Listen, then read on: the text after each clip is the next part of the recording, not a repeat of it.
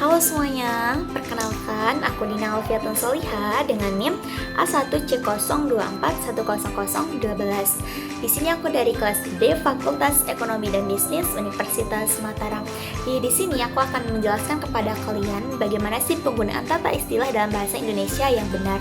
Untuk itu, selamat menonton. Oke teman-teman, sebelum masuk ke materi di sini, sebelumnya kita harus tahu sih apa sih pentingnya kita untuk mempelajari tentang tata istilah bahasa Indonesia. Nah, di sini kita terutama yang sebagai mahasiswa masih seringkali salah dalam penulisan tata istilah bahasa Indonesia yang tepat, baik dalam laporan akademik maupun laporan ilmiah. Di sini kita masih terlalu sering untuk menggunakan penyerapan bahasa asing dan terkadang yang sifatnya itu masih ambigu dan memiliki banyak makna yang bisa menyebabkan salah tafsir. Oke, teman-teman, di sini misalkan contohnya adalah seorang mahasiswa yang melakukan presentasi di kelas dengan judul teknologi yang kami gunakan belum memiliki standar yang jelas sehingga dalam mengupload file masih sering mengalami kegagalan dalam download. Nah, teman-teman, ini jika kita perhatikan secara sekilas memang tidak ada yang salah dari kata tersebut. Tetapi jika kita telah lebih jauh, ini masih belum cocok dengan tata istilah yang benar. Karena yang pertama terlalu banyak menyerap bahasa asing. Jadi di sini seharusnya kata teknologi kita biasa menulisnya teknologi menggunakan G dan Y. Seharusnya jika mengikuti tata istilah yang baik, kita bisa menggunakan kata teknologi biasa. Begitu pula pada kata standar, kita bisa menulisnya dengan kata standar yang sesuai dengan ejaan tata istilah dalam bahasa Indonesia. Selain itu, kata upload atau download bisa kita ganti menjadi kata unggah. Nah, itu tadi teman-teman sedikit gambaran dari kejadian sehari-hari yang masih sering kita lakukan, kesalahan yang masih kita sering lakukan dalam penulisan tata istilah bahasa Indonesia yang benar. Nah, untuk mengetahui lebih lanjut, simak terus video ini. Oke, yang pertama, pengertian dari tata istilah.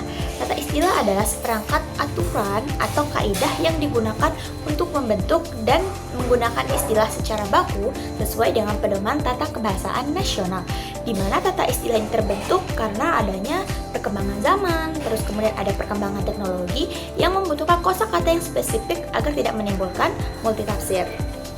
Dengan adanya tata istilah, maka komunikasi dan teknis dapat dipahami secara sama oleh semua pihak. Jadi tidak ada yang namanya perbedaan tafsir. Nah, serta kedudukan bahasa nasional juga dapat ikut berkembang sesuai dengan perkembangan zaman. Baik, selanjutnya adalah hakikat istilah dan ciri dari istilah, di mana istilah ini sendiri merupakan kata atau gabungan kata yang dirancang secara cermat untuk mewakili suatu konsep, proses, keadaan, maupun karakteristik dalam bidang tertentu. Berbeda dari kata umum yang memiliki banyak penafsiran, istilah harus memiliki kata yang tepat dan tunggal, sehingga tidak akan menimbulkan perbedaan tafsir di setiap bidangnya.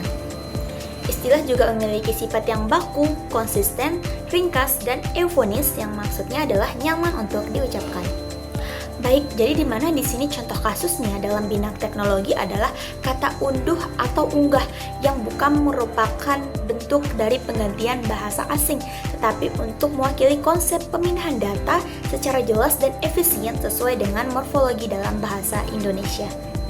Baik, selanjutnya adalah perbedaan dari kata istilah, kata umum, dan jargon. Ketiga hal ini seringkali disamakan maknanya, padahal ketiganya ini memiliki arti yang berbeda. Oke, di sini yang pertama adalah kata umum, di mana kata umum adalah kosakata umum yang sering digunakan oleh banyak orang dan biasanya memiliki makna yang luas ataupun beragam. Contohnya itu misalkan seperti kata pasar, alat, ataupun sakit. Nah, di sini berbeda dengan kata istilah. Kalau kata istilah itu meskipun juga dia bisa berupa satu kata, tetapi dia memiliki konsep di bidang tertentu dan itu sifatnya spesifik. Contohnya itu misalkan seperti atom di dalam bidang kimia, kemudian seperti obligasi di bidang ekonomi dan perambat di bidang IT. Kemudian perbedaannya dengan jargon adalah jargon itu seringkali muncul dalam kelompok atau komunitas. Ini seringkali kita dengar, di mana itu sifatnya eksklusif dan tidak selalu baku. Contohnya seperti cuan, kemudian gacor atau spill. Dalam tata istilah, penggunaan jargon memang tidak dilarang, Tetapi dalam konteks akademik dan ilmiah, istilah baku tetap menjadi pilihan utama agar komunitas tetap profesional dan tidak kehilangan akurasinya. Oke teman-teman, itu jadi perbedaan antara tata istilah, kata umum, dan jargon. Baik, selanjutnya adalah sumber pembentukan istilah. Di mana di sini sumber pembentukan istilah bersumber dari 3 sumber.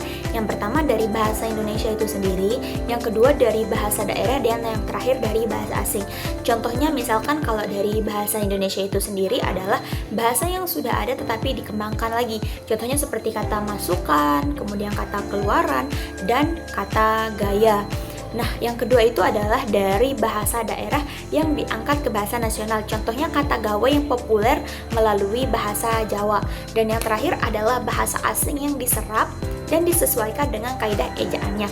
Contohnya seperti internet, vaksin, standar, kemudian industri. Karena biasanya kalau kita dengar dalam bahasa Inggris industrial, itu diserap dalam bahasa Indonesia diganti menjadi kata industri. Nah, di sini selain itu bahasa Indonesia juga memanfaatkan morfem ilmiah dari bahasa klasik seperti pra yang artinya sebelum, pasca yang artinya sesudah, dan nir yang artinya tanpa, yang membantu membentuk istilah baru. Contohnya seperti prabayar, pasca panen, atau mungkin nir sentuh. Baik, selanjutnya adalah metode penerjemahan dalam pembentukan istilah, di mana penerjemahan istilah dilakukan dengan mengalihkan konsep atau makna ke bahasa Indonesia, bukan hanya sekedar mengalihkan bentuk katanya saja, di mana metode ini memiliki tujuan untuk menjaga ketetapan konsep sekaligus menyesuaikan dengan karakter dari bahasa Indonesia. Oke, contohnya adalah kata upload yang diterjemahkan menjadi kata unggah dan kata download yang diterjemahkan menjadi kata unduh, karena kedua kata tersebut memiliki konsep pemindahan berkas secara daring yang lebih ringkas dan sesuai dengan pembentukan kata. Demikian juga contoh lainnya misalkan seperti frasa capital market yang sering kita dengar pada pelajaran ekonomi yang diterjemahkan menjadi kata pasar modal. Ini bukan karena pasar dan modal adalah kata baru, melainkan kata gabungan tersebut memang sudah tepat untuk menggambarkan konsep perdagangan instrumental keuangan secara institusional. Baik, selanjutnya di sini kita akan membahas tentang penyerapan istilah dari bahasa asing, di mana penyerapan adalah proses pengambilan istilah asing yang kemudian disesuaikan dengan penemuan baku seperti FUEBI. Nah, proses adaptasi ini sering mengubah huruf atau susunan fonem agar lebih sesuai dengan sistem tulisan dan pengucapan dalam bahasa Indonesia. Di mana di sini teman-teman contoh kasusnya adalah kata standar yang diubah menjadi kata standar. Atau mungkin kata teknologi yang diubah menjadi teknologi, ataupun contoh lainnya seperti huruf X pada kata ekstra yang diserap menjadi ekstra agar mengikuti pola KS, jadi EKStra seperti itu.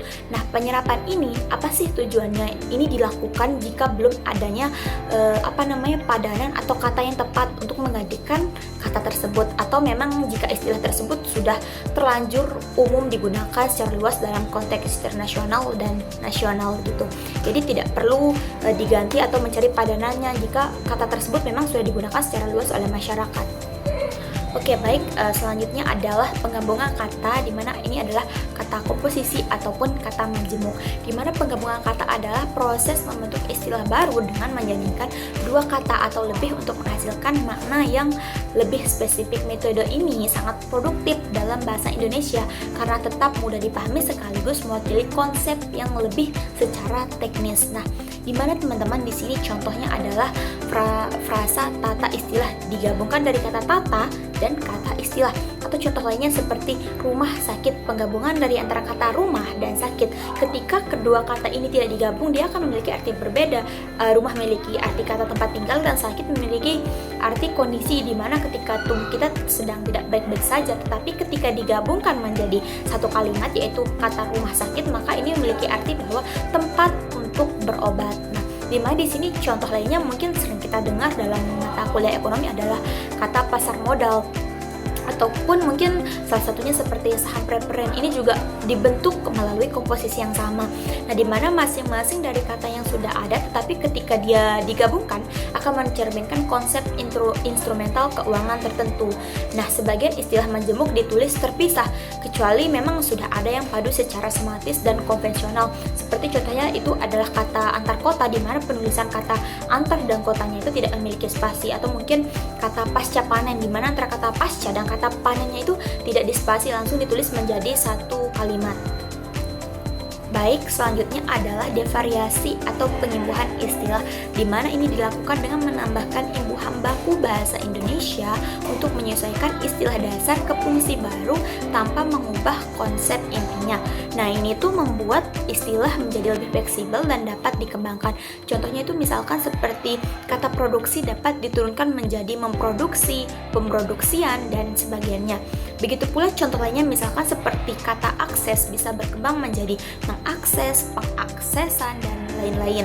Nah, proses ini penting kenapa? Karena agar bahasa Indonesia tidak hanya memiliki istilah dasar saja, tapi juga mampu membentuk versi turunan untuk kebutuhan penulisan ilmiah, teknis, atau administrasi yang secara konsisten. Nah, selanjutnya adalah singkatan dan akronim sebagai pembentukan istilah yang lebih ringkas. Nah, di mana di sini dalam tata istilah bentukan ringkas dapat dibuat melalui singkatan ataupun dibuat melalui akronim. Nah, singkatan ini menggunakan huruf awal yang dibacanya itu per huruf. Contohnya kata ujian akhir semester dibacanya UAS, atau contoh lainnya seperti BK dibacanya bimbingan konseling. Itu merupakan arti dari kata bimbingan konseling. Dan contoh lainnya yang kita dengar di ekonomi mungkin kata PT atau perusahaan terbuka. Nah, sementara itu akronim juga dibentuk dari gabungan kata dan dibaca sebagai kata. Contohnya itu kata pemilu berasal dari kata pemilihan umum yang disingkat menjadi kata pemilu. Nah, keduanya ini tuh sebenarnya membantu efisiensi dalam komunikasi, tapi dalam pembentukan istilah akademik dan kelembagaan, singkatan dan akronim tetap harus diciptakan dengan mempertimbangkan kejelasan, kepatuhan, dan konsistensi pengguna agar dapat dipahami oleh lintas komunitas. Karena bisa jadi singkatan kata UAS dalam dunia pendidikan mungkin akan berbeda dengan singkatan kata UAS dalam dunia agama atau sebagainya gitu. Jadi perlu dipertimbangkan juga apakah ini kira-kira sekiranya dapat dimengerti gitu oleh pihak dari bidang lain, atau mungkin memang ini adalah kata yang umum digunakan untuk semua bidang. Nah, contohnya seperti kata pemilu. Kata pemilu itu umumnya digunakan untuk semua bidang. Tidak ada kata lain yang menyingkat istilahnya dengan istilah pemilu. Jadi ini mungkin umum untuk bisa digunakan untuk setiap bidang. Oke, selanjutnya adalah kaidah penulisan istilah yang baku, di mana penulisan ini wajib memiliki aturan yang sudah ditetapkan agar tidak bertentangan dengan sistem ejaan nasional. Jadi tidak bisa ditulis secara asal-asalan. Nah, di mana istilah baku tidak menggunakan huruf kapital kecuali untuk nama diri seperti judul buku atau contoh lainnya seperti nama lembaga. Nah, ejaan serapan juga memiliki kaidah tetap. Contohnya seperti C menjadi KS. Contohnya dalam bahasa Inggris ditulis class, namun ketika kita menulisnya dalam bahasa Indonesia menjadi kelas. Kemudian kata Q menjadi K atau KU, kemudian kata X menjadi KS. Contohnya tadi seperti kata ekstra menggunakan huruf X, tetapi dalam penulisan tata istilah yang benar di bahasa Indonesia ditulis EKS, ekstra. Atau mungkin contohnya seperti PH yang diganti menjadi F. Contohnya misalkan kata fase atau PHSEE, fase, di dalam ditulis menggunakan bahasa Indonesia itu ditulisnya menggunakan F, fase. Nah, seperti itu contohnya. Nah, selain itu juga istilah asing tidak perlu dipakai jika memang sudah ada padanan bahasa Indonesia yang tepat. Jadi kita tidak boleh terlalu banyak menyerap istilah asing. Nah, contohnya itu misalkan seperti kata browser, lebih baik kita menulis kata peramban dibanding kita menulis kata browser. Contoh lainnya seperti kata online, lebih baik kita menulisnya dengan tulisan daring. Kemudian contoh yang lainnya lagi, contohnya seperti kata backup, lebih baik kita menulisnya cadangan atau pencadangan, agar penggunaan istilah tetap mencerminkan sistem kebahasaan Indonesia yang akurat, hemat, dan bermartabat. Jadi kita jangan sampai karena mungkin terlalu banyak menyerap bahasa asing dalam penggunaan istilah, kita juga harus tetap menggunakan istilah yang memang sudah ada padanannya dalam bahasa Indonesia. Digunakan untuk bahasa asing jika memang padanan tersebut masih belum memiliki kata yang tepat dalam bahasa Indonesia. Oke. Oke, dan yang terakhir adalah syarat dan prinsip istilah yang baik, di mana agar layak digunakan dalam komunikasi yang profesional, istilah harus memenuhi beberapa prinsip, di mana di sini adalah tepat makna, kemudian tidak ambigu, ringkas, konsisten, mudah dilafalkan, dan maknanya itu dapat diturunkan. Istilah yang baik tidak hanya menggantikan kata asing saja, tetapi benar-benar mewakili suatu konsep secara efisien dan logis menurut struktur bahasa Indonesia. Di sini contohnya misalkan seperti kata unduh dipilih karena lebih singkat dari kata mengunduh data dari internet. Jadi kata mengunduh data dari internet disingkat menjadi kata unduh karena dianggap lebih singkat dan lebih jelas. Dan kata unduh ini juga bisa diturunkan menjadi kata pengunduhan dan sebagainya. Nah, prinsip ini menjadikan bahasa Indonesia lebih produktif dan siap pakai dalam perkembangan ilmu global maupun ilmu nasional.